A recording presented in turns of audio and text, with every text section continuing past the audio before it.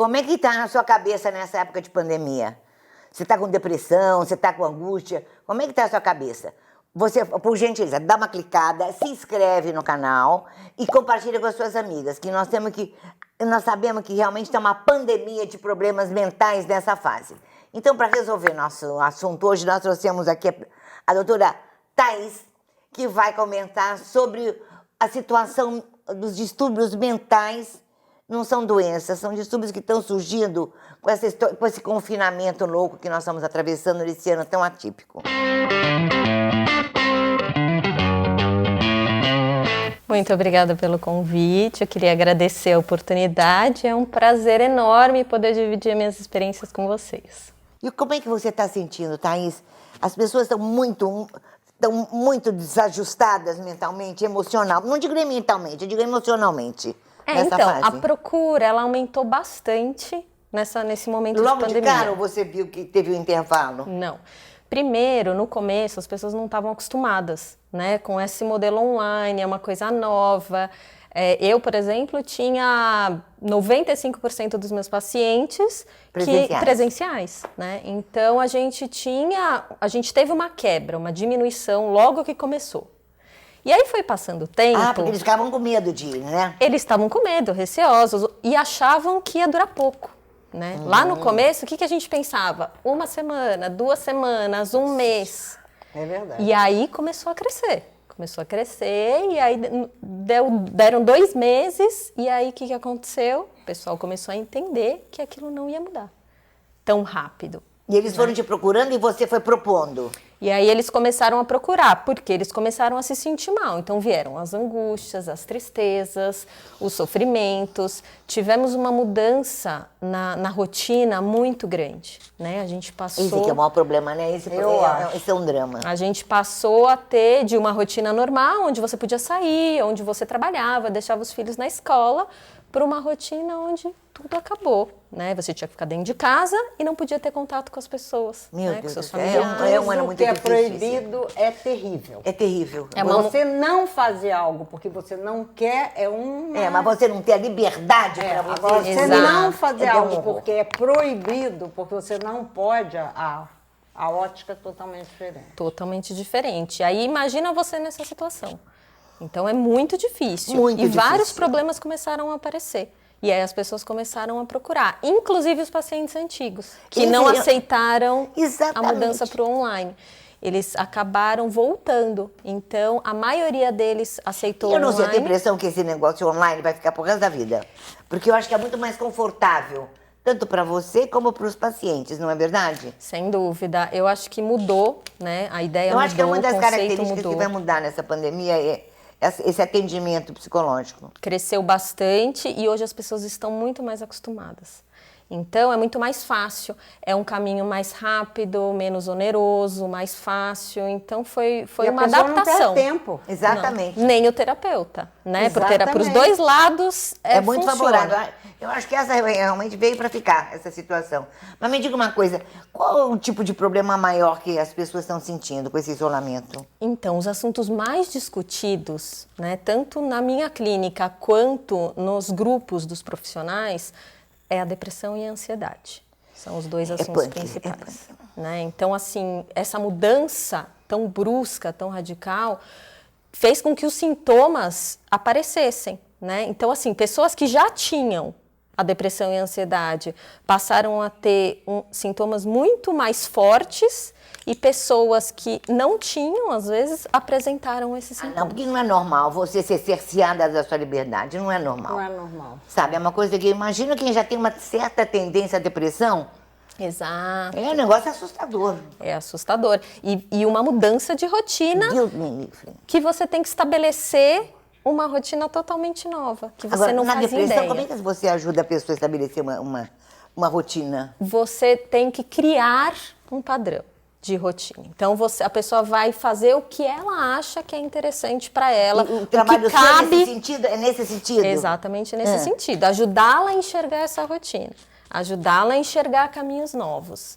Né? Então, se ela chega com um problema para mim, o que eu vou fazer? A gente vai entender esse problema e a gente vai colocar isso dentro da vida dela. qual é o sentido que faz na vida dela e ajudá-la a construir uma rotina nova, atividades novas que façam com que ela melhore, com que ela tenha um alívio dos sintomas. Thaís, homem, mulher, casal, Ah, o que sim. que você sentiu com relação a isso? Porque eu acho que deve dar um quebra-pau desgraçado, né?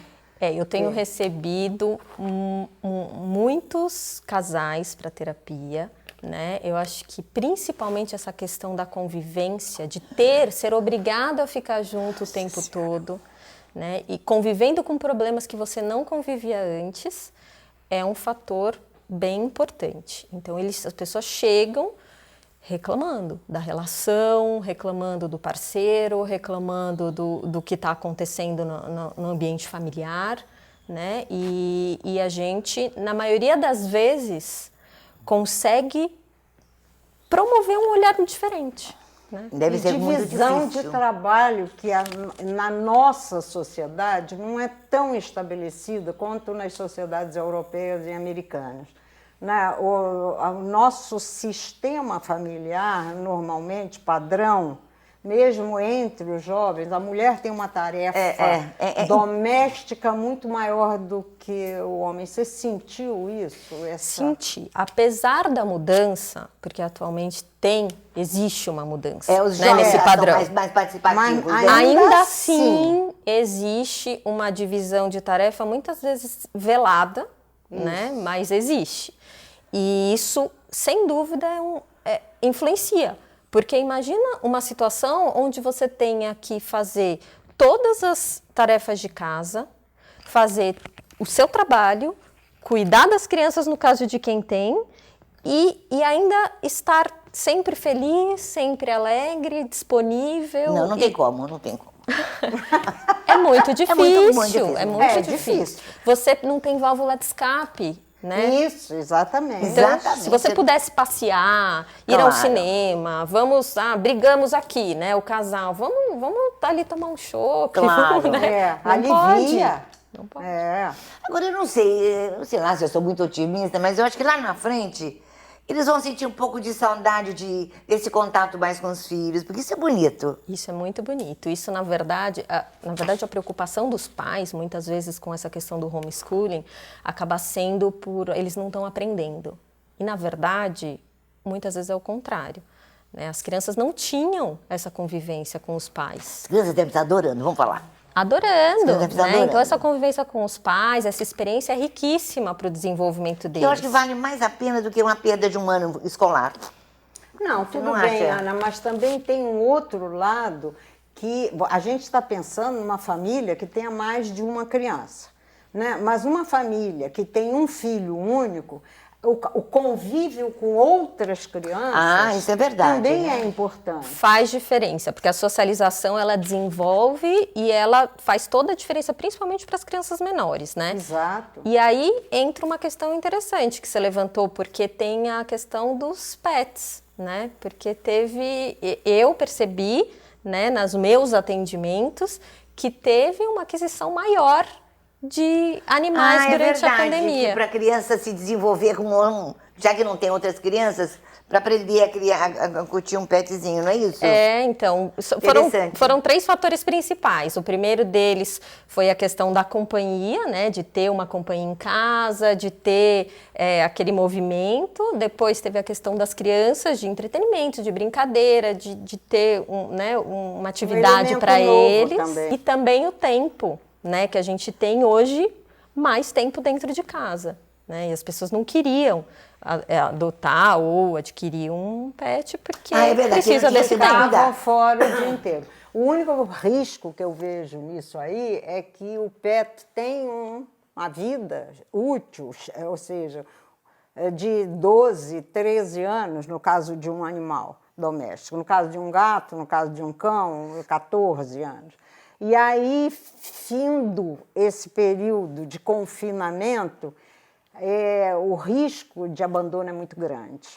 Maria, mas você não cria um sim. afeto, uma ligação da criança, dos pais com o pet? Será, Ana? Eu acho que se a acredito que decisão sim. é bem pensada, né, planejada, bem pensada, dividida com os familiares, eu acho que a chance é menor.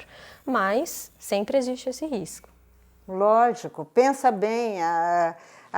Você vê até na Europa, a família sai de férias, vai para a praia, largam os cães e os gatos e abandonam. Isso na França acontece adoidado. Você vê outdoors, não abandone seus cães. Eu, considerando que eu sou tarada por bicho, a minha grande preocupação é essa, entendeu? Em terminado o foco de confinamento e tal, isso aí passou a ser móveis e utensílios da casa, você descarta.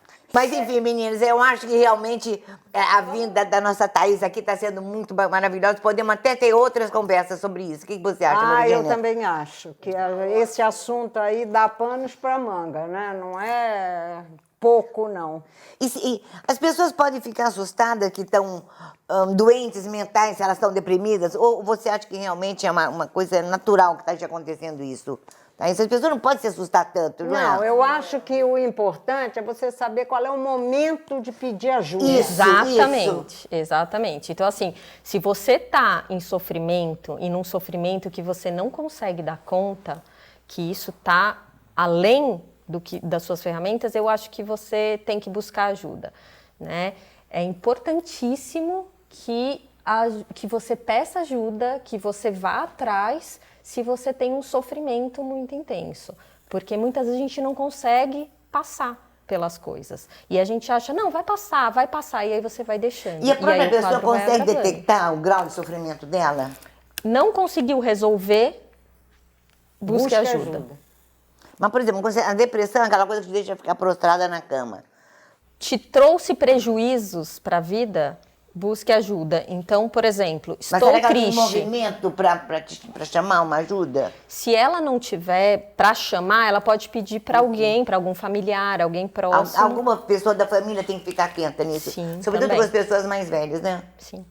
Senão a coisa pode deteriorar. É verdade, é verdade. Thaís, nós agradecemos demais a disponibilidade, o tempo que você nos dedicou aqui. Obrigada. Tá? A quem quiser, quem puder, quem achar que precisa, não se acanhe. Entrem em contato que a gente terá todo o prazer em dar um retorno, a Thaís também. Sem dúvida. Tá?